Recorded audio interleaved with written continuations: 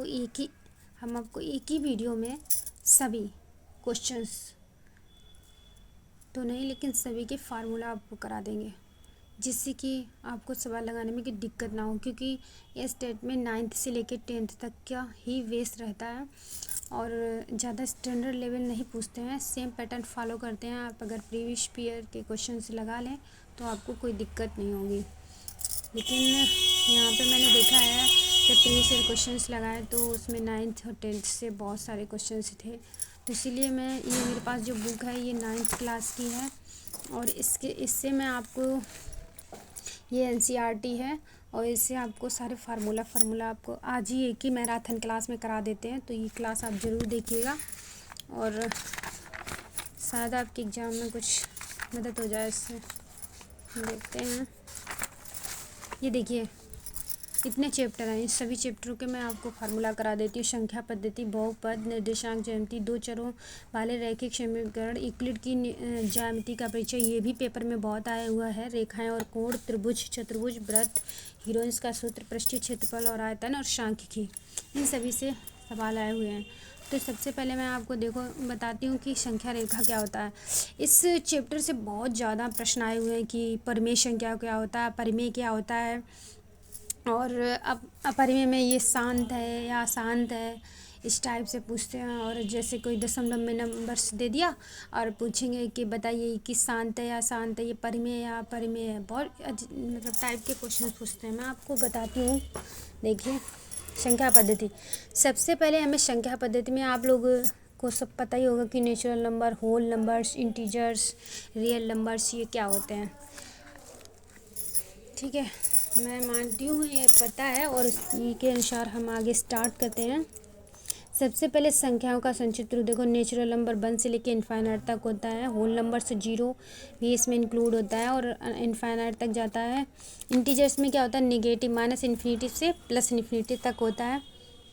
और उसके बाद परिमेय संख्या जो P/Q के रूप में जिसको लिखा जा सकता है वो सभी परिमेय संख्याएँ होती है, जिसमें Q क्या होता है, डज नॉट इक्वल टू 0 होता है। ठीक है, इसके बाद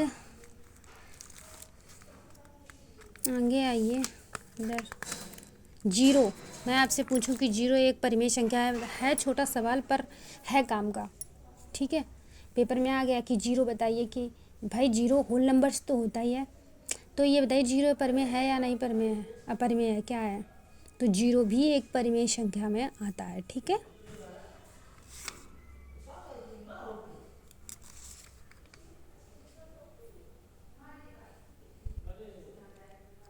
ये देखिए rational number P/Q comma Q does not equal to 0 और P/Q जो है सभी इंटीजर, मतलब प्लस माइनस सभी रेशनल नंबर हो सकते हैं।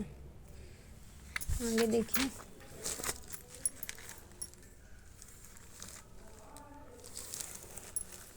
ये देखिए इसमें सवाल है कि परिमेय संख्याओं के बीच दो परिमेय संख्याएं दी गई हैं और उनमें 3 परिमेय संख्याएं ज्ञात कीजिए। तो इस टाइप से तो कोई क्वेश्चन नहीं पूछा, लेकिन अगर शायद पूछ दे तो कैसे, इसमें क्या होता है, इसे ए मान लो, इसे बी, तो a + b/2 करके इन दोनों के बीच का एक नंबर से निकाल सकते हो। आप ये उपयोग कर सकते हो। अब पढ़ते हैं हम इरेशनल नंबर, ये सबसे ज़्यादा इंपॉर्टेंट है। इरेशनल नंबर क्या होता है, P/Q के रूप में नहीं लिखा जा सकता और P तथा Q क्या है, पूर्णांक है। Q does not equal to 0 अपरिमेय संख्या कहलाती है। जिन संख्याओं को दशमलव निरूपण अनावसानी अनावर्ती होता है, नॉन टर्मिनेटिंग नॉन रिपीटिंग होता है, अपरिमेय संख्याएं कहलाती हैं। ठीक है, देखिए जैसे √2 है, √3 है, √5 है, पाई है, 0.20, 22, 02, देखो ये दशमलव नंबर दिया गया है।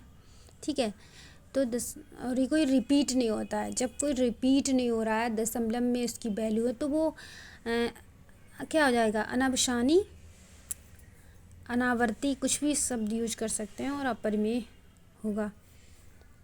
पाई जो होता है ये अपरिमेय होता है, लेकिन इसका मान जो 22/7 है वो परिमेय होता है। ये बहुत बार सवाल पूछा गया, तो आप लोग इस चीज़ को ध्यान रखिएगा। ठीक है, और आगे देखते हैं, बहुत सवाल वैसे पूछे गए इससे।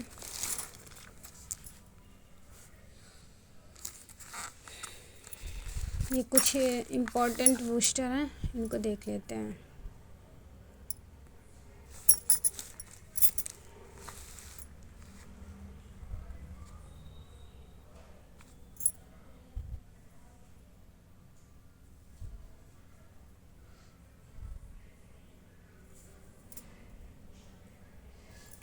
देखिए आगे लिखा, सर्वप्रथम ग्रीस के प्रसिद्ध गणितज्ञ और दार्शनिक पाइथागोरस के अनुयायी अपरिमेय संख्याओं का पता लगाया। सर्वप्रथम खोजी गई अपरिमेय संख्या क्या थी? √2। अब यहाँ देखिए, संख्या रेखा का प्रत्येक बिंदु एक अद्वितीय वास्तविक संख्या को निरूपित करता है। यही कारण है कि संख्या रेखा को वास्तविक संख्या रेखा भी कहा जा सकता है। एक अपरिमेय संख्या का ऋणात्मक मान भी अपरिमेय संख्या होता है। ठीक है, ऋणात्मक मान है तो वो भी अपरिमेय संख्या होता है। एक परिमेय संख्या एक अपरिमेय संख्या का योगफल, एक परिमेय संख्या और एक अपरिमेय संख्या, उनका योगफल करेंगे तो वो सदैव क्या रहेगा? अपरिमेय संख्या ही रहेगा। एक शून्यतर परिमेय संख्या, कोई शून्यतर परिमेय संख्या है अर्थात नॉन जीरो, तो एक अपरिमेय संख्या का गुणनफल सदैव एक अपरिमेय संख्या होता है। किन्हीं दो अपरिमेय संख्याओं के योगफल, अंतर, गुणनफल तथा भागफल का अपरिमेय होना आवश्यक नहीं है। अपरिमेय संख्या √2 माइनस का √2 का योगफल 0 है, जो एक अपरिमेय संख्या है। ठीक है, अपरिमेय संख्या √12 √3 का गुणनफल 6 है, जो कि एक परिमेय संख्या है। अपरिमेय संख्या √18 √2 का भागफल 3 है, जो कि एक परिमेय संख्या है। तो √p, जहाँ p ग्रेटर 0 एक अपूर्ण वर्ग संख्या है, एक अपरिमेय संख्या है। पाई एक अपरिमेय संख्या है। अपरिमेय संख्याओं को गलत तरीके से जोड़ना या गुणा करना समझना। ठीक है, हाँ, आपको इम्पॉर्टेंट चीज़ें ही पढ़ाएंगे, फालतू की चीज़ नहीं पढ़ाएंगे। अब जैसे देखिए ये सवाल आपसे एक पूछते हैं। ये देखिए लिखा है 1.272727। अब बताइए परिमेय है अपरिमेय है, शांत है या अशांत है? तो ये नंबर जो है, पहली बात तो ये रिपीट हो रहा है। तो परिमेय संख्या की पहचान है कि अगर कोई नंबर्स दशमलव में है और वो रिपीट हो रहा है तो वो परिमेय संख्या है और शांत है। लेकिन अगर कोई नंबर्स दशमलव में है और वो रिपीट नहीं हो रहा है, नॉन टर्मिनेटिंग, नॉन रिपीटिंग, ठीक है, रिपीट नहीं हो रहा, तो वो अपरिमेय संख्या होगा, अशांत अनावर्ती होगा। ठीक है,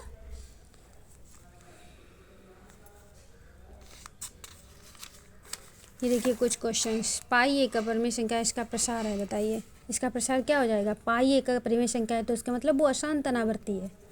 ठीक है, इसका आंसर सही है सी। देखिए कुछ क्वेश्चंस हैं, इनके देख लीजिए तो दिक्कत नहीं होएगी।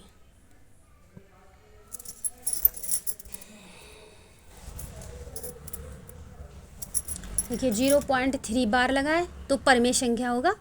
तो निरूपित रूप में इनमें से कौन सा रूप है? तो 3, 10, 300, 19, बताइए कौन सा हो जाएगा?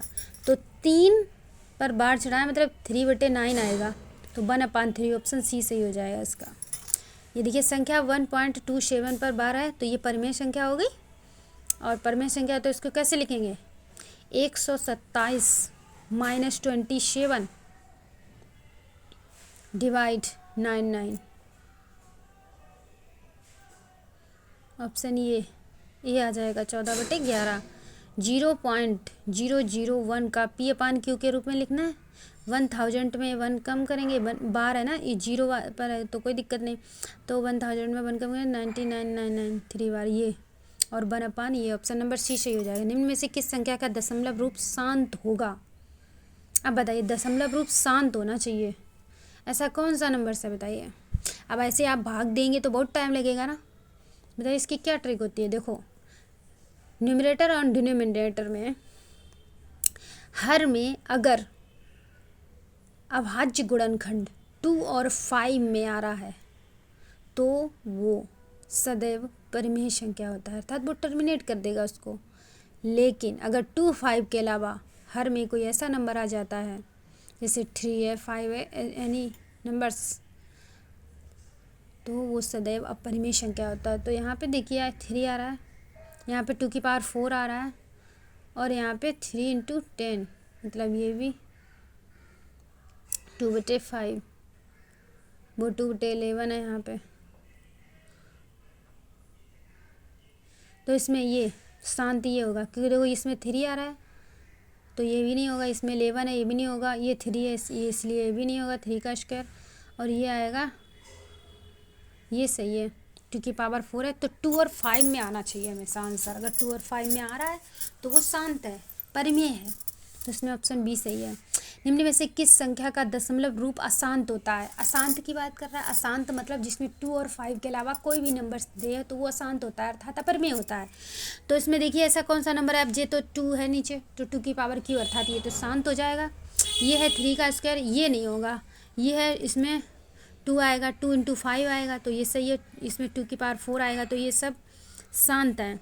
तो इसके मतलब ऑप्शन बी सही है इसमें। नेक्स्ट देखिए, रूट 32 का सबसे सरलतम गुणक निकालें जो परिमेय बना सके। तो इसमें ऐसा कौन सा है जो परिमेय बन जाएगा?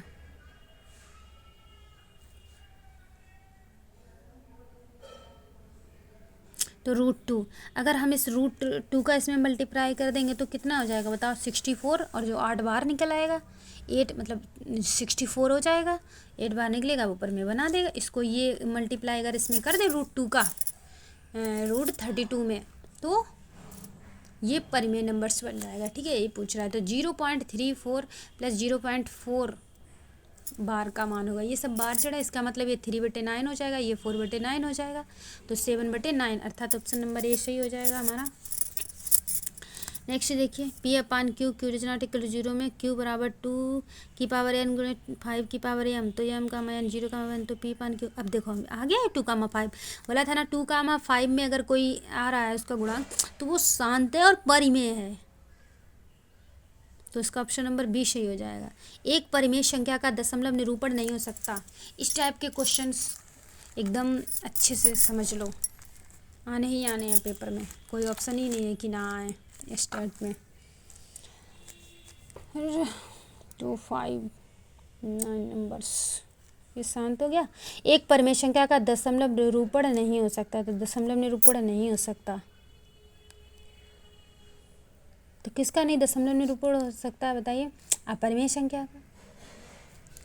तो मतलब अशांत अनावर्ती इसका आंसर होना चाहिए। ठीक, 36/100 ये क्या है? टर्मिनेट हो जाएगी, बोलो 0.36 आ जाएगा, अर्थात ये परिमेय संख्या हो जाएगी। परिमेय है तो ये शांत हो जाएगी। ठीक है, तो ऑप्शन नंबर बी सही हो जाएगा। सरल रेखा पर प्रत्येक बिंदु, एक सरल रेखा है उस पर प्रत्येक बिंदु कैसा होता है? परिमेय संख्या सूचित करता है, परिमेय संख्या सूचित करता है, या तो ये वास्तविक संख्या को सूचित करता है? ये क्वेश्चन आप लोग बताइए। तो ऑप्शन नंबर सी सही है, एक अद्वितीय वास्तविक संख्या को सूचित करता है। खत्म ये चैप्टर। अब नेक्स्ट चैप्टर स्टार्ट करेंगे। नंबर सिस्टम खत्म हो गया, बाकी जो इम्पोर्टेंट था इससे जो क्वेश्चन बनेंगे वो मैंने बता दिया। नेक्स्ट चैप्टर नंबर आ गया 2, बहुपद। बहुपद में बस एक चीज़ याद कर लीजिए, बहुपद में बहुत सारे सवाल होते हैं।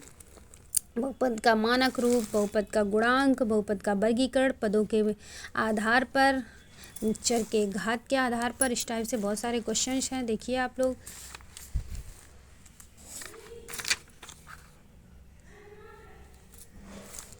बहुपद के शून्य अंक,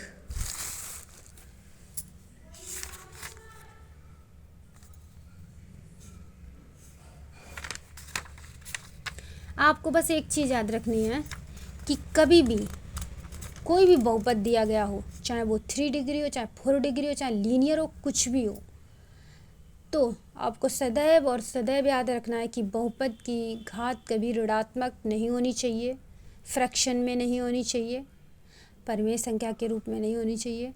हमेशा उसकी घात एक पूर्ण संख्या होनी चाहिए, तो वो एक बहुपद कहलाता है। बस इससे इतने ही क्वेश्चन बनते हैं, इसी टाइप का बनता है और ज़्यादा कुछ नहीं बनता।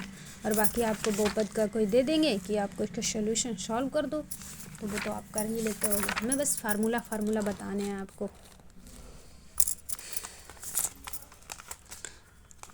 नेक्स्ट देखिए, हाँ पेपर में इससे भी क्वेश्चन आया, निर्देशांक ज्यामिति से। कोऑर्डिनेट ज्यामिति मतलब दो बिंदुओं के बीच की दूरी कैसे निकालते हैं, ये इस टाइप से क्वेश्चन पूछा है। और हाँ क्वाड्रेंट से भी पूछा है, ये देखिए आप लोग क्वाड्रेंट याद कर लीजिए। ये क्या बोलते हैं, एक्स एक्सिस वाई एक्सिस, इधर नेगेटिव उधर नेगेटिव, तो फर्स्ट क्वाड्रेंट में क्या होता है, ऑल पॉजिटिव होते हैं, सेकंड क्वाड्रेंट में माइनस और प्लस होता है, थर्ड में माइनस माइनस और फोर में प्लस माइनस। आपको कोई एक्स वाई में दे देंगे और पूछेंगे ये कौन से क्वाड्रेंट में आएगा, इस टाइप से इससे क्वेश्चन पूछते हैं। नेक्स्ट देखिए,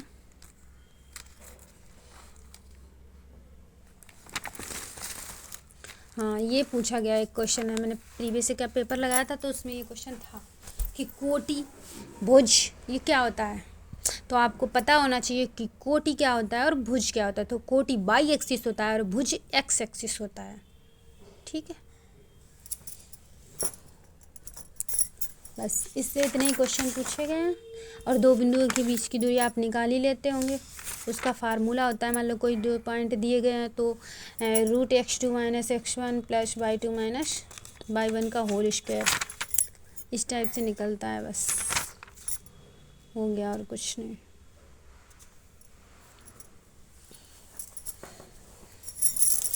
ये थोड़ा देख लीजिए, एक ग्राफ बनाया कि अगर भुज धनात्मक है और कोटि भी धनात्मक है तो फर्स्ट चतुर्थांश में आएगा।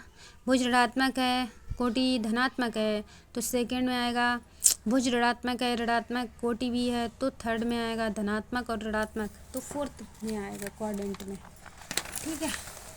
नेक्स्ट देखते हैं, दो चरों वाले रैखिक समीकरण, linear equation in two variables. देखो आप लोगों को पता होगा लीनियर इक्वेशन क्या होती है, ठीक है, हमें बताने की ज़रूरत ही नहीं है। ax + by + c = 0, ये एक लीनियर इक्वेशन है दो चरों वाली। एक चर वाले में क्या होता है, ax + v = 0, सीधा ax + b = 0, ये एक चर में है इसका व्यापक रूप। और ये दो चरों वाले ax + by + c = 0, जहाँ a, b क्या है, दोनों शून्य नहीं हैं। हाँ ये चीज़ इम्पोर्टेंट है। जैसे कि पूछा जाए कि x + by + c = 0, ये फार्मूला कब पॉसिबल है, जब a ≠ b ≠ 0, तब ये फार्मूला पॉसिबल है। अगर मैं ये बोल दूँ इसमें a ≠ 0 है तो इसका ये इसमें क्या फार्मूला बन जाएगा बताओ। अगर a ≠ 0 कर दें तो ये क्या फार्मूला बन जाएगा, बता सकते हो आप। तो ये बन जाएगा x + c = 0, और इसमें b ≠ 0 बोल दे तो by + c = 0, ठीक है।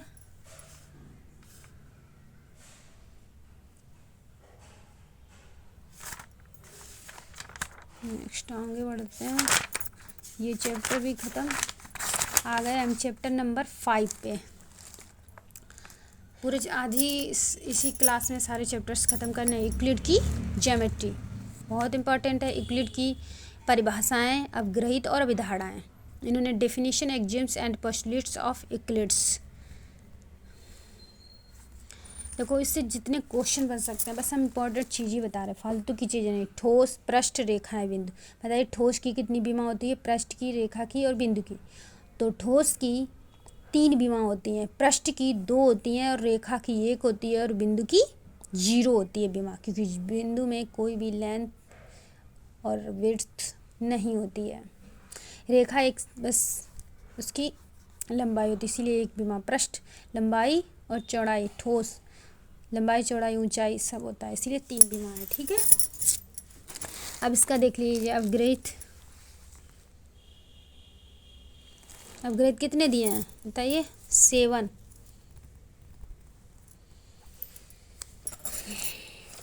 अवग्रहित हैं। अवग्रहित, ये 7 अवग्रहित आपको रटे होने चाहिए। पहला अवग्रहित है कि वे वस्तुएं जो एक ही वस्तु के बराबर हों एक दूसरे के बराबर होती हैं। वे वस्तुएं जो एक ही वस्तु के बराबर हों एक दूसरे के बराबर होती हैं। यदि बराबरों को बराबरों में जोड़ा जाए तो पूर्ण भी बराबर होते हैं। यदि बराबरों को बराबरों में घटाया जाए तो शेषफल भी बराबर होते हैं। इसको अंकगणित, बीजगणित में इसका प्रयोग ज़्यादा होता है अवग्रहित का। नेक्स्ट देखिए, वे वस्तुएं जो परस्पर संपाती हों एक दूसरे के बराबर होती हैं। पूर्ण अपने भाग से बड़ा होता है। एक ही वस्तुओं के 2 गुने परस्पर बराबर होते हैं। एक ही वस्तुओं के आधे परस्पर बराबर होते हैं। आप लोगों की ये समझ में आते होंगे क्या समझा। जैसे पूर्ण अपने भाग से बड़ा होता है, कोई भी चीज़ पूर्ण है, मान लो ऐसे कोई पूर्ण बना है, ठीक, इसके ऐसे भाग कर दिए तो ये जो एक भाग है ये पूर्ण अपने भाग से बड़ा है, ठीक, ये इसका मतलब होता है। एक ही वस्तु के 2 गुने परस्पर बराबर होते हैं। जैसे कि यूक्लिड जो 6 है, 6 यूक्लिड कहता है एक ही वस्तु, मान लो x = 2z है और y = भी टू जेड है, तो ये आपस में एक दूसरे के बराबर हो जाएंगे, एक्स बराबर बाई। तो वही चीज़ बोल रहा है कि एक ही वस्तु के दोगुने परस्पर बराबर होते हैं, एक ही वस्तु के आधे परस्पर बराबर होते हैं। जैसे कि मान लिया एक्स बराबर जेड बाई टू, वाई बराबर जेड बाई टू, तो ये भी परस्पर तो बराबर हो जाएंगे, एक्स बराबर बाई। ये 7 नंबर अभिधारणा है। अब जैसे कि 7 हो गई, उसके बाद आपको बताते हैं 5 अवधारणा। 5 अवधारणा क्या है कि वे वस्तुएं जो परस्पर संपाती एक दूसरे के बराबर होती है। जैसे मान लो कोई एक ये लाइन खींची हमने और इसको पूरा ढक ले, एक और लाइन इसके ऊपर खींच दो, संपाती मतलब पूरा इसके ऊपर लेट जाए कोई दूसरी लाइन, वो संपाती होता है, तो वो भी एक दूसरे के बराबर होती है। ठीक है, ये हो गया। उसके बाद थोड़ा सा हमने सोचा समझा देते हैं। वे वस्तु जो कई वस्तु के बराबर हो तो एक दूसरे के बराबर होती है। तो अभी आपको बताया था जैसे कि एक्स बराबर जेड है, वाई बराबर भी जेड है, तो ये क्या हो जाएगा, एक्स बराबर वाई हो जाएगा, ये एक दूसरे के बराबर हो जाती हैं।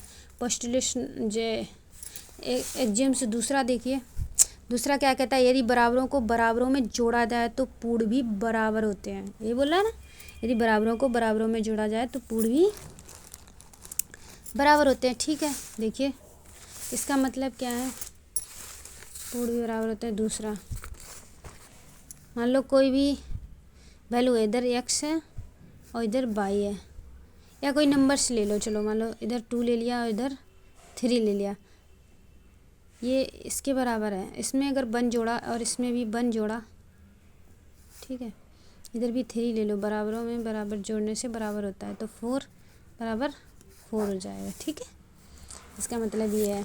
नेक्स्ट तीसरा है कि यदि बराबरों को बराबरों से घटाया जाए तो शेषफल भी बराबर होता है। मान लो ये है 2 और इधर भी 2 है, इसमें से बराबर घटा दिया, मान लो 1 इसमें से भी घटा दिया, 1 इसमें से भी घटा दिया, तो 1 बराबर 1, तो ये भी बराबर होते हैं। इनका मतलब ये है। नेक्स्ट देखिए, यूक्लिड की 5 अवधारणाएं। 5 अवधारणाओं में सबसे पहले याद करो कि एक ही बिंदु से एक अन्य बिंदु तक एक सीधी रेखा खींची जा सकती है। तो ये क्या है, एक अवधारणा। तो एक मान लो ये पॉइंट है, एक पॉइंट ये है, तो इन दोनों बिंदु से भाई मिलाने पर एक ही रेखा खींची जा सकती है, तो वही चीज़ बताया। अवधारणा 2 जो है वो एक शांत रेखा की बात करता है। सबसे पहले क्या है कि एक बिंदु से दूसरे बिंदु तक मिलाने वाली एक ही रेखा होती है, तो ये पहली अवधारणा होगी। ठीक है, एक बिंदु से दूसरे बिंदु तक मिलाने पर एक ही सीधी रेखा खींची जा सकती है, पहला अवधारणा। दूसरी अवधारणा है कि एक शांत रेखा, अर्थात सिर्फ इसका मतलब ये समझ लो रेखा का एग्जाम्पल है। रेखा किसे कहते हैं कि जिसको दोनों साइड आप बढ़ा सकते हैं उसे रेखा कहते हैं। तो इसमें एक शांत रेखा का आती है, शांत रेखा, जिसको हम रेखाखंड कहते हैं। यूक्लिड ने शांत रेखा कहा है। तथा वर्तमान रूप से दूसरी अवधारणा का तात्पर्य है कि रेखाखंड के दोनों ओर विस्तार करके बनाई गई, मतलब एक रेखा है उसको दोनों तरफ विस्तार कर दिया, देखो विस्तार कर दिया, तो ये एक रेखा कहलाती है। ठीक है, नेक्स्ट तीसरा है, तीसरे में सर्किल बनता है। आपको ये बाकायदा क्रम से याद रखने, कभी कभी तो वो क्रम ही पूछ लेते हैं कि पहले क्या है दूसरे क्या है। तो पहले पे क्या है, एक तरीके से एक बिंदु को दूसरे बिंदु से मिलाने पर एक सीधी रेखा खींच जा सकती है, पहला हो गया। दूसरा क्या है कि दोनों एक रेखा को अनंत दोनों तरफ अनिश्चित तक बढ़ाया जा सकता है, तो वो क्या हो गई, मतलब दूसरी हो गई, एक शांत रेखा हो गई। और उसके बाद अभिधारणा, जिसमें एक सर्किल एक आपको रेडियस दी गई और उससे एक आपने सर्किल खींच दिया, तो उससे क्या कहेंगे, ये अवधारणा 3 हो गई। और अवधारणा 4 में आए कि 90 डिग्री, ये समकोण, सभी समकोण एक दूसरे के बराबर होते हैं, सभी समकोण एक दूसरे के बराबर होते हैं। ठीक, इसका हो गया, ये चौथे पे समकोण की बात करता है। पांचवा देखिए, अवधारणा 5 में क्या है कि 2 समांतर रेखाएं हैं और उस पर एक तिरछी रेखा खींची जाती है, इसी को क्या बोलते हैं, ये अवधारणा 5 है। और इसमें इन दोनों का कोणों का योग जो है वो 90 से कम होगा, 180 से कम है। तो ये रेखाएं बाईं ओर प्रतिच्छेद करती हैं। 1 और 2 का योग जो है वो पी क्यू के बाईं ओर स्थित है, पी क्यू के बाईं ओर स्थित है और 180 से कम है। ठीक है, अब इसमें रेखाखंड बता ही दिया। रेखाखंड क्या है, जिसकी एक निश्चित लंबाई होती है, इस रेखाखंड कहते हैं। किरण क्या होता है, जिसका एक अंत बिंदु होता है, कहीं ना कहीं एक साइड से बढ़ती चली जाती, तो ये उसका कहीं ना तो कहीं अंत पॉइंट होता है, एक ऐसी रेखा जिसका एक अंत बिंदु होता है। समांतर रेखाएं, दो समांतर रेखाएं जो एक दूसरे को प्रतिच्छेद नहीं करती, वो समांतर रेखाएं होती हैं। लंब रेखाएं जिसमें 90 डिग्री का कोण बनता है, समकोण बनाती हैं, अर्थात एक रेखा सीधी खींच दी, एक उसके ऊपर डाल दी परपेंडिकुलर, तो ये एक लंब रेखा बनाती है। वर्ग क्या होता है? वर्ग यूक्लिड ज्यामिति में वर्ग एक समचतुर्भुज है जिसकी चारों भुजाओं के मतलब चारों कोणों के 90 डिग्री के होते हैं। चारों कोण किस तरह होते हैं? 90 डिग्री के होते हैं। चार कोण होते हैं 90 तथा 360 डिग्री का चारों कोण होते हैं। वृत्त की त्रिज्या दे दी आपने यूक्लिड के अनुसार, परिधि तक दूरी, फिर उसके बाद प्रतिच्छेद रेखा, एक रेखा खींची, उसको कट कर दिया एक पॉइंट पर, उसे प्रतिच्छेद बिंदु कहते हैं। संगामी रेखा, एक ही बिंदु पर एक से अधिक जो रेखाएं होती हैं उसे संगामी रेखाएं कहते हैं। ठीक है, ये भी चैप्टर खत्म है। ये यूनानी जो है, यूनानी ज्यामिति के जनक कौन थे बताइए? यूनानी ज्यामिति के जनक थे यूक्लिड। ठीक है, यूनानी ज्यामिति के जनक थे यूक्लिड।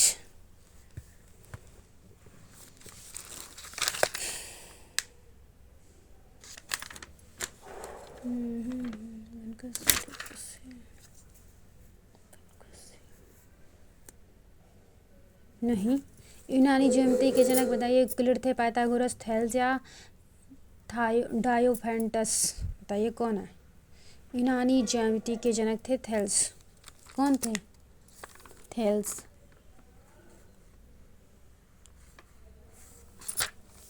और दो बिंदुओं से होकर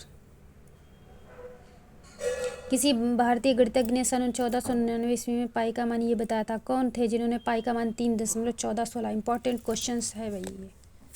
तो ये कौन थे जिन्होंने ये मान बताया? बोलो। अरे फोन ही गिर गया मेरा तो।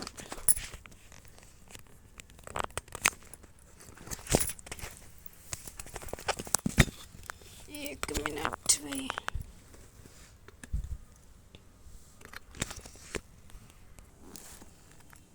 दो बिंदुओं से होकर बताइए कितनी रेखाएं खींची जा सकती हैं? दो बिंदुओं से होकर एक से अधिक या सिर्फ और सिर्फ एक रेखा खींची जा सकती है, अनगिनत। तो दो बिंदुओं से होकर बोलो तीसरे का आंसर।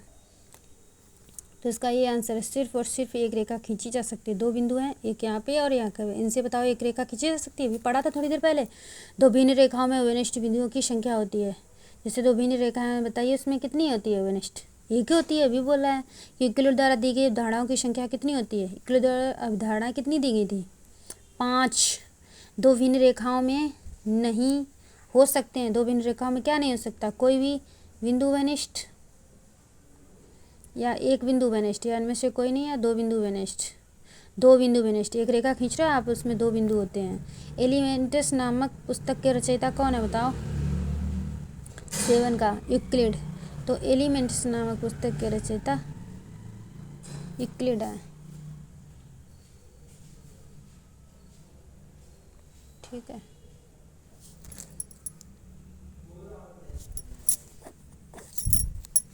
फिर है वे वस्तुएं जो एक ही वस्तु के 4 गुने के बराबर होती हैं। ये वस्तुएं जो एक ही वस्तु के 4 गुने के बराबर होती हैं, हाँ, ईंट का एक दूसरे के बराबर होती है। यूक्लिड जो है वो किस देश के वासी थे? यूनान।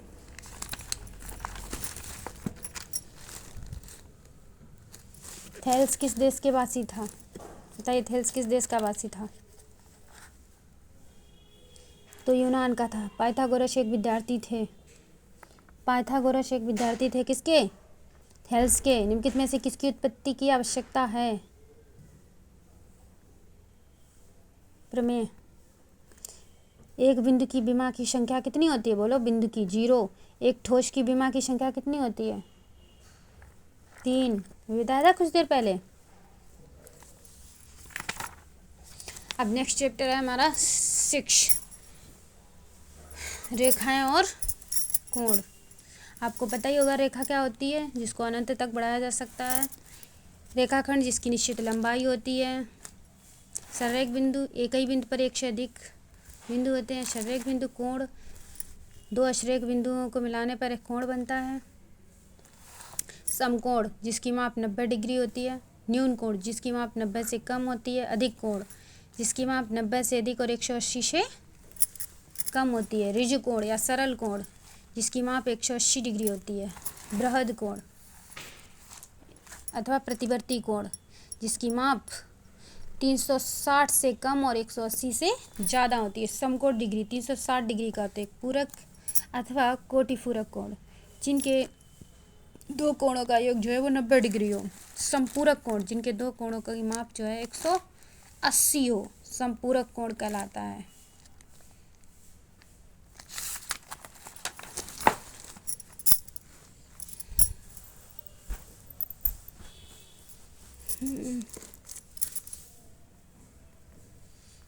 आसन्न कोण क्या होता है बताइए।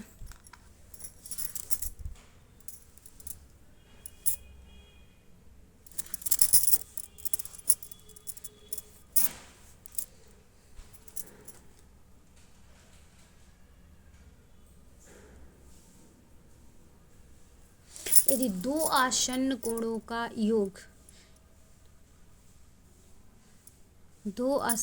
का योग एक समकोण के बराबर हो तो उसे आसन्न पूरक कोण कहते हैं। यदि दो आसन्न कोणों का योग 180 होता है तो उन्हें आसन्न समपूरक कोण कहते हैं।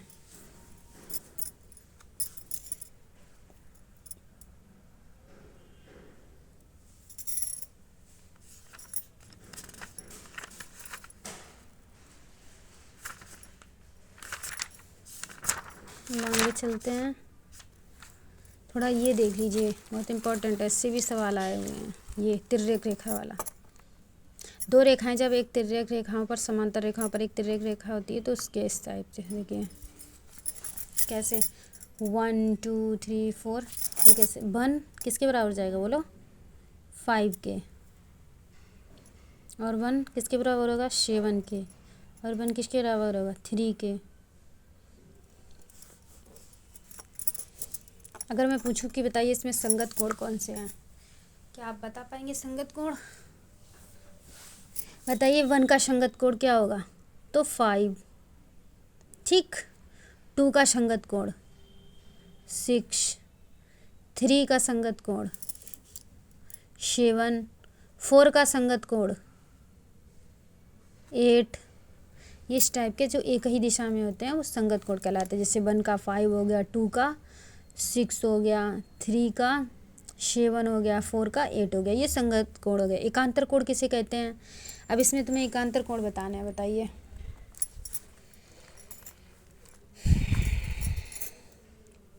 एकांतर कोण जैसे अपोजिट एक तरीके से दूसरी साइड बैठे हैं, जैसे ये 4 है तो ये 6 इसका एकांतर कोण हो गया। जेड क्या आकार का बनता है ऐसे ही, इधर तो इधर ये, और 3 और 5 तो ये 3 है और ये 5 एकांतर कोण, तो इसमें 2 एकांतर कोण हो गए, 4 का 5 और 3 का 5।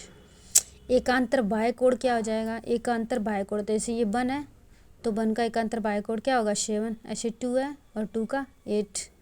क्रमागत अंतः कोण किसे कहते हैं? जैसे 3 है फिर 6 है फिर 4 है फिर 5 है, जो क्रमागत अंतः कोण है। ठीक है भाई, बस इतना ही चीज़ें आनी चाहिए इसमें, और कुछ नहीं आना चाहिए। अब आगे चलते हैं।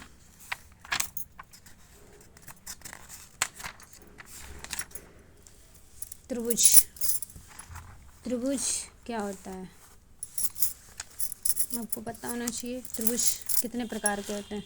देखो सबसे पहले इसमें पूछा जाएगा त्रिभुज के सर्वांग क्षमता के लिए कसौटियाँ। SAS जिसमें 2 भुजा बराबर हो और 1 कोण हो तो वो सर्वांग क्षमता होता है। जिसमें 2 कोण बराबर हो और 1 भुजा तो सर्वांग सम होगा। जिसमें तीनों भुजाएं बराबर हो तो भी वो सर्वांग सम होगा, ठीक है। और जिसमें तीनों कोण बराबर हो वो भी सर्वांग सम होता है। ये पूछ सकता है कि इसमें से कौन सा सर्वांग सम नहीं है। 2 कोण 1 भुजा,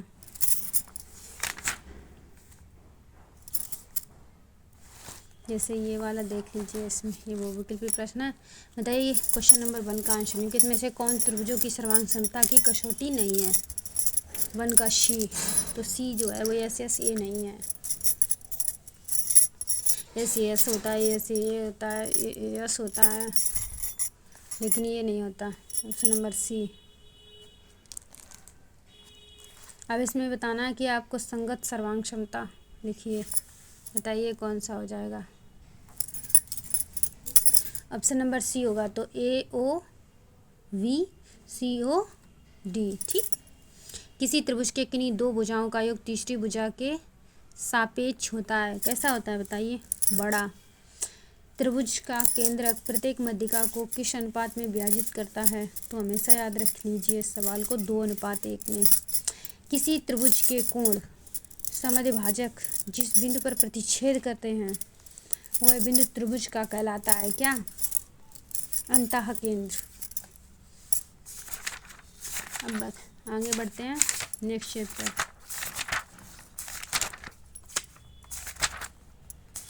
नेक्स्ट चैप्टर क्या है, वेरी गुड, चतुर्भुज। चतुर्भुज क्या होता है, बहुत इंपॉर्टेंट चैप्टर है। इससे पेपर में मैंने देखे थे प्रीवियस ईयर में क्वेश्चंस, चक्रीय चतुर्भुज इससे थे क्वेश्चन। सबसे पहले चतुर्भुज के प्रकार। चतुर्भुज क्या होता है, जिसकी 4 भुजाएं होती हैं उसे चतुर्भुज कहते हैं। जिसके चारों कोणों का योग मिला के 360 डिग्री होता है उसे चतुर्भुज कहते हैं। तो सबसे पहले मैं पढ़ूंगी समांतर समलंब चतुर्भुज।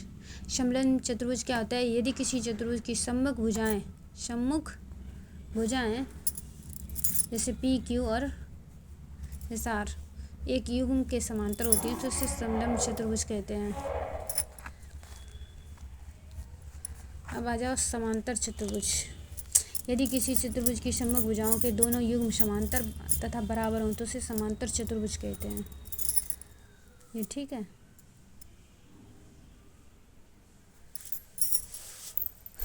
समांतर चतुर्भुज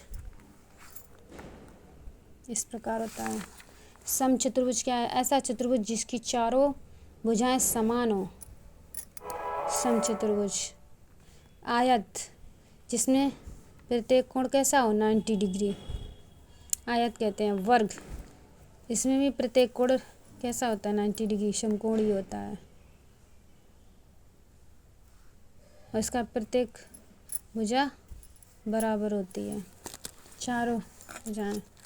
पतंग, यदि किसी चतुर्भुज की आसन भुजाओं के दोनों युग्म बराबर हों इस टाइप से तो यह पतंग कहलाती है।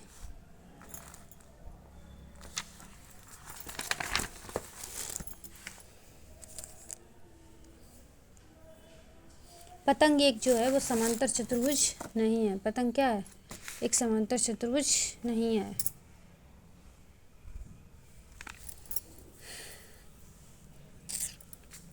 अब आपको पहली प्रमेय बताते हैं। किसी समांतर चतुर्भुज का एक विकर्ण उसके 2 सर्वांग सम त्रिभुजों में विभाजित करता है। किसी समांतर चतुर्भुज का एक विकर्ण उसके 2 सर्वांग सम त्रिभुजों में विभाजित करता है। ठीक है, जैसे देखिए एक विकर्ण है, इसको 2 सर्वांग सम त्रिभुजों में विभाजित कर रहा है।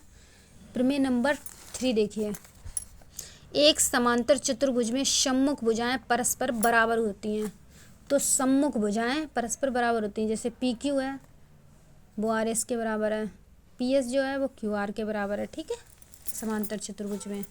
प्रमेय नंबर 3, यदि एक चतुर्भुज की सम्मुख भुजाएं का प्रत्येक युग्म बराबर हो तो वह एक समांतर चतुर्भुज होता है। ठीक, प्रत्येक युग्म बराबर हो, इस टाइप से देखिए, ये भुजा इसके बराबर, ये भुजा इसके बराबर, एक विकर्ण है तो ये हो जाएगा। प्रमेय नंबर 5 देखिए, ये प्रमेय नंबर 5, समांतर चतुर्भुज के सम्मुख कोण कैसे होते हैं बताइए। समांतर चतुर्भुज के प्रत्येक कोण कैसे होते हैं, सामने सामने वाले बराबर होते हैं। नेक्स्ट देखिए प्रमेय नंबर 6, हमारे एग्जाम में इसी प्रमेय से सवाल बनेंगे। यदि एक चतुर्भुज में सम्मुख कोणों का प्रत्येक युग्म बराबर हो तो एक समांतर चतुर्भुज होता है। यदि एक चतुर्भुज में सम्मुख कोणों का प्रत्येक युग्म बराबर हो तो एक समांतर चतुर्भुज होता है। ठीक है, ये 7 नंबर है। सिद्ध कीजिए कि समांतर चतुर्भुज के विकर्ण जो है परस्पर समद्विभाजित करते हैं। देखो समद्विभाजित कर रहा है समांतर चतुर्भुज के विकर्ण। ठीक, प्रमेय नंबर 7 हो गई। प्रमेय नंबर 8 देखिए। प्रमेय नंबर 8 कहती है कि यदि एक चतुर्भुज के विकर्ण एक दूसरे को समद्विभाजित करते हैं तो समांतर चतुर्भुज होता है। ये देखिए,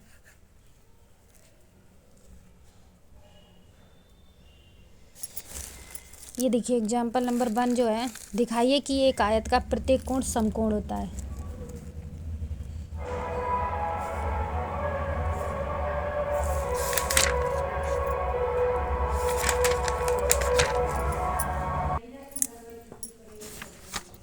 नेक्स्ट चैप्टर है 9।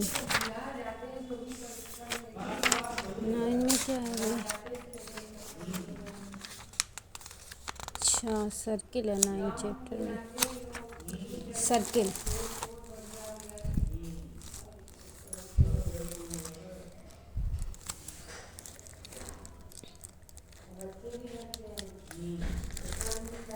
कि वृत्त के केंद्र से परिधि की दूरी हर जगह समान होती है।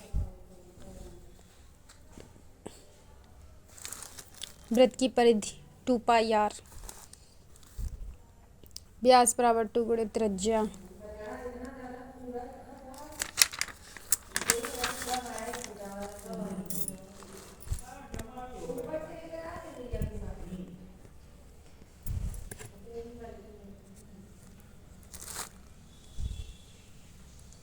वृत्त की चाप, अर्धवृत्त, वृत्तखंड। ये देखिए वो विकल्पी प्रश्न। वृत्त की सबसे बड़ी जीवा को कहते हैं, बताइए वृत्त की सबसे बड़ी जीवा को क्या कहते हैं?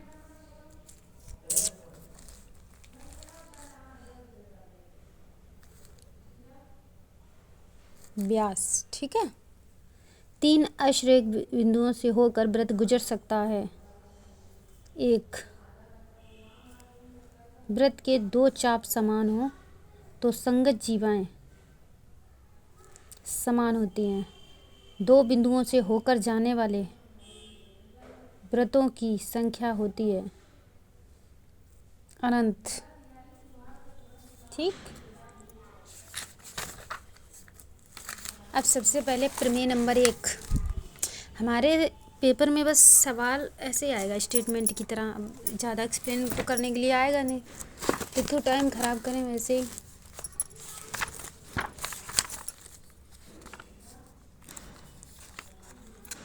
ज़्यादा टाइम नहीं ख़राब करना है, बस डिक 2 पॉइंट पढ़ना है बस। ये कौन से चैप्टर हैं? वृत्त की बराबर जीवाएं केंद्र पर बराबर कोण अंतरित करती हैं। ठीक। वृत्त की बराबर जीवाएं केंद्र पर बराबर कोण अंतरित करती हैं। प्रमेय नंबर 1। आगे देखिए प्रमेय नंबर 2।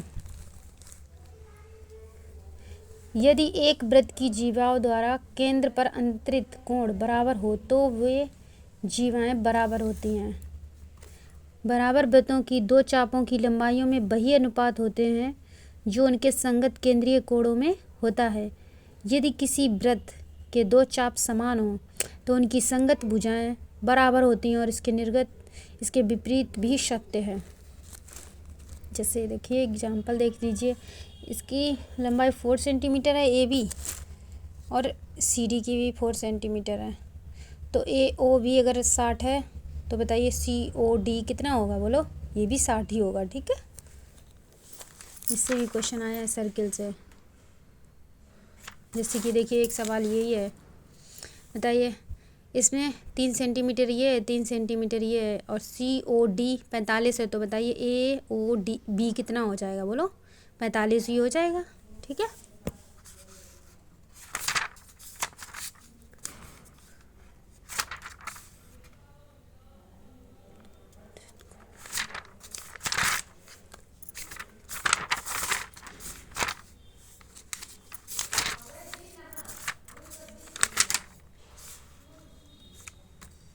ये कुछ पॉइंट हैं, इनको जरूर देख लीजिए, इन्हीं से क्वेश्चन बनेगा जो भी बनेगा।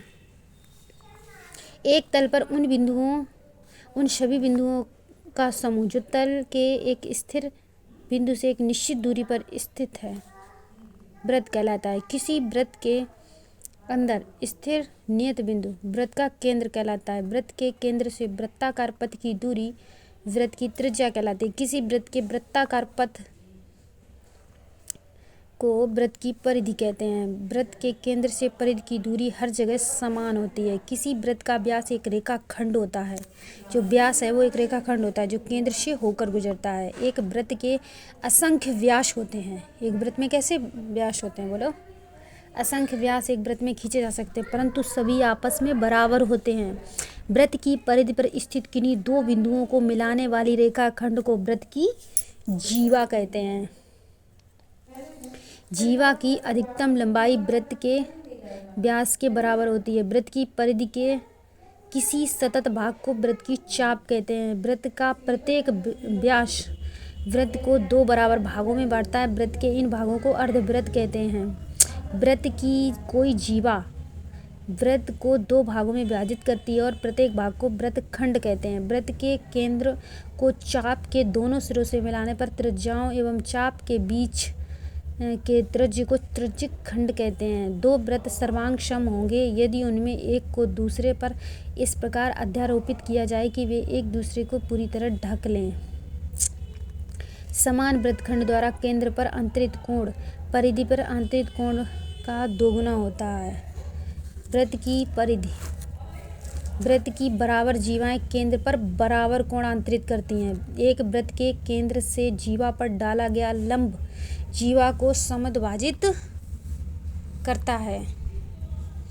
अर्धवृत्त में बना कोण समकोण होता है। एक वृत्त की बराबर जीवाएं केंद्र से बराबर दूरी पर होती हैं। एक वृत्तखंड से बने कोण बराबर होते हैं। ऐसा वृत्तखंड जिसके द्वारा शीर्ष से गुजरने वाला एक वृत्त खींचा जा सके, अर्थात जिस चतुर्भुज के चारों शीर्ष वृत्त की परिधि पर स्थित हो, चक्रीय चतुर्भुज कहलाते हैं।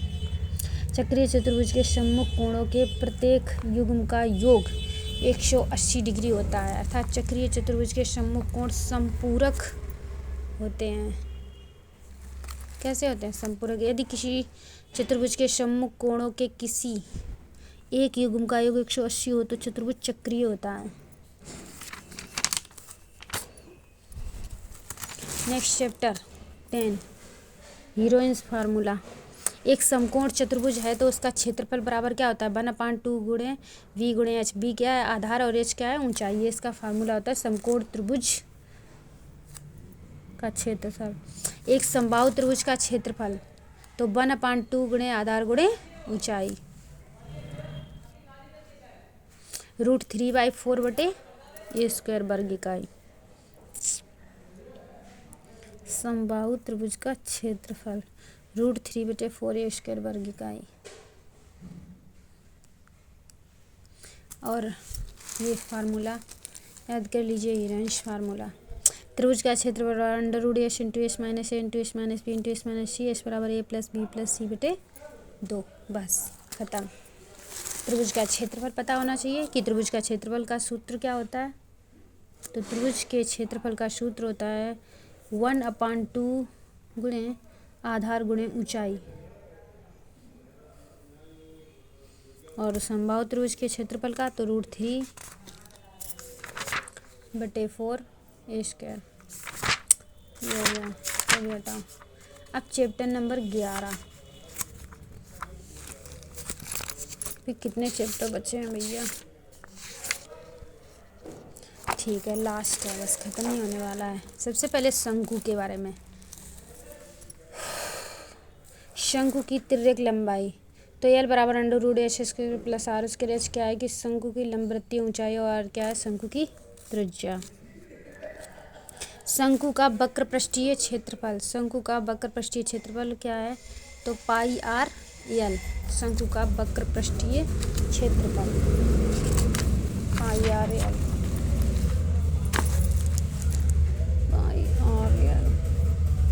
शंकु का वक्र पृष्ठीय क्षेत्रफल πr/l होता है। शंकु का संपूर्ण पृष्ठीय क्षेत्रफल क्या है? शंकु का संपूर्ण पृष्ठीय क्षेत्रफल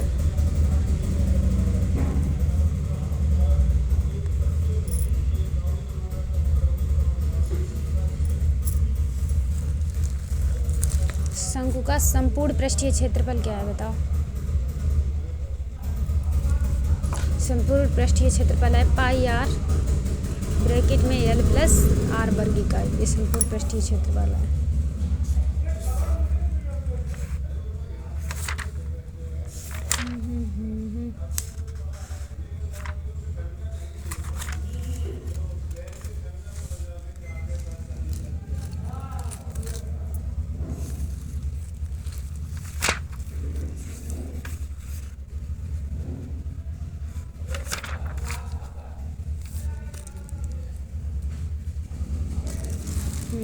कुछ भौतिकी पे प्रश्न देखिए, इम्पोर्टेंट है, शायद आ जाए पेपर में।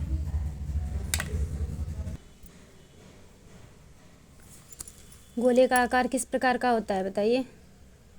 सपाट, द्विविमीय, त्रिविमीय। गोले का आकार जो होता है वो त्रिविमीय होता है, ठीक है। किसी गोले के कुल कितने फलक होते हैं? 1 2 3 4। तो गोले के एक फलक होता है गोले का। अर्धगोले का संपूर्ण पृष्ठीय क्षेत्रफल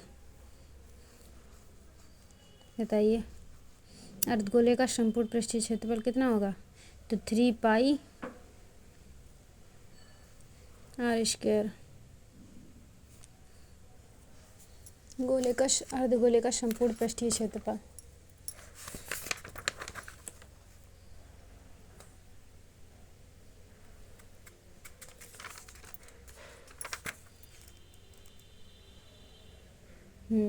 ये है यहाँ पे, ये देखिए अर्धगोला, अर्धगोला।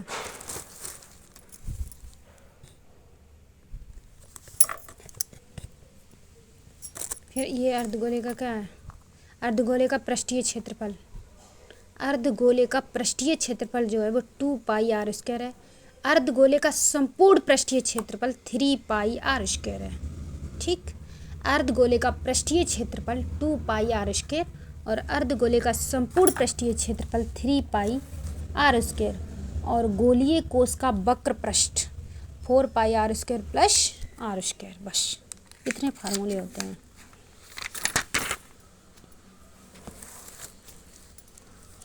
तो वही है यहाँ पे 3 पाई आर स्क्वायर। एक गोले के पृष्ठीय क्षेत्रफल और वृत्त के क्षेत्रफल का अनुपात होगा। तो गोले का पृष्ठीय क्षेत्रफल कितना है बताइए।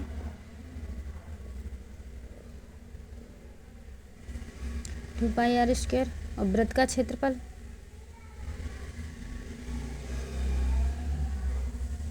पाई आर स्क्वायर।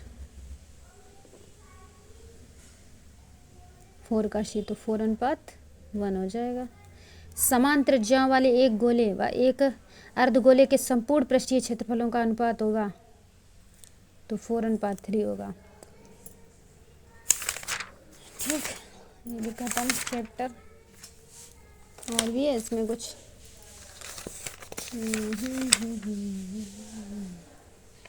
गोला गोली, गोला गोली, हाँ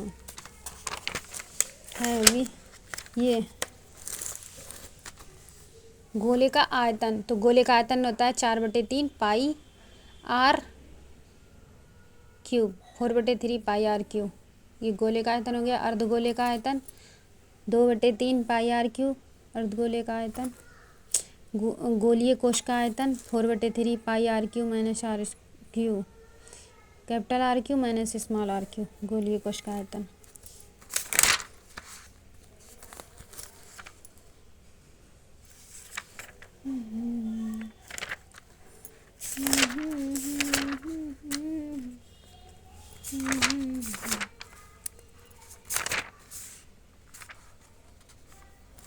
देखिए ये इधर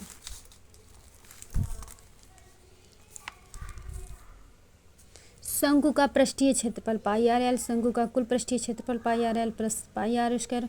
गोले का पृष्ठीय क्षेत्रफल 4 पाई आर स्क्वायर। अर्धगोले का वक्र पृष्ठीय क्षेत्रफल 2 पाई आर स्क्वायर। अर्धगोले का कुल पृष्ठीय क्षेत्रफल 3 पाई आर स्क्वायर।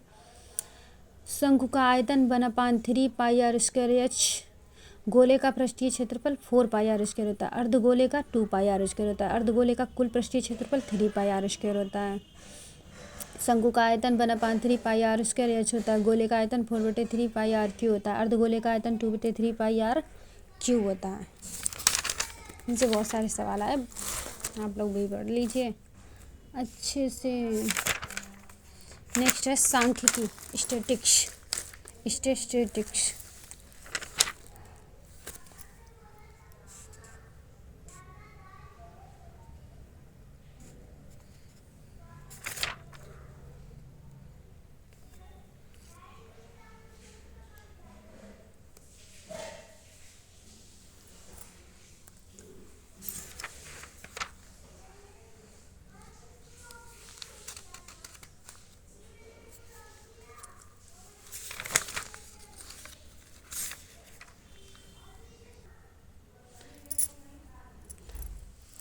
अगर वीडियो अच्छी लगे तो मेरे चैनल को लाइक और सब्सक्राइब कीजिएगा। Thanks for watching for my video. आशा करते हैं आपका पेपर बहुत अच्छा हो, स्टेट में आप क्वालिफाई हो जाएं, जो भी ये मेरी वीडियो देखें।